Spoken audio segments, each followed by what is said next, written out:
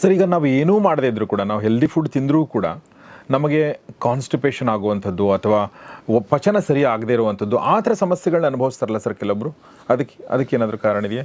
ಮಸಾಲಗಳು, over masala ನಮ್ಮಲ್ಲಿ ಈಗ ಏನಾಗೋಗಿದೆ ಅಂತ ಹೇಳಿದ್ರೆ, ಪಿಜ್ಜಾ ಬರ್ಗರು ಮಸಾಲ ಐಟಮ್ಸ್ ಇಲ್ದಿರೋವು ತಿಂಡಿ ಕಡಿಮೆ ಆಗೋಗಿದೆ. ಅದರ ಜೊತೆಯಲ್ಲಿ ಕೋಕ್ಗಳು ತಗೊಂಡಿದ್ದಾಗ ಏನಾಗ್ತಾ ಇದೆ, ಏನಿಲ್ಲ ಅದರಲ್ಲಿ ಒಂದು ಮಿಂಟ್ ಹಾಕಿ ನೋಡ್ರಿ ಎಷ್ಟು ಬರುತ್ತೆ. ಈ ಕಾರ್ಬೊನೇಟೆಡ್ ಡ್ರಿಂಕ್ಸ್ ಅಂತ ಹೇಳ್ತೀವಿ ನಾವು, ಜನರಲೈಸ್ಡ್ ಆಗಿ ಕಾರ್ಬೊನೇಟೆಡ್ ಡ್ರಿಂಕ್ಸ್ ಜೊತೆಯಲ್ಲಿ ಆಲ್ಕಹಾಲ್, ಮಸಾಲ ಇವೆಲ್ಲ ಸೇರಿದ್ದಾಗ ಏನಾಗ್ತಾ ಇದೆ, ಹೊಟ್ಟೆಗೆ ಒತ್ತಡ ಆಗ್ತಾ ಇದೆ.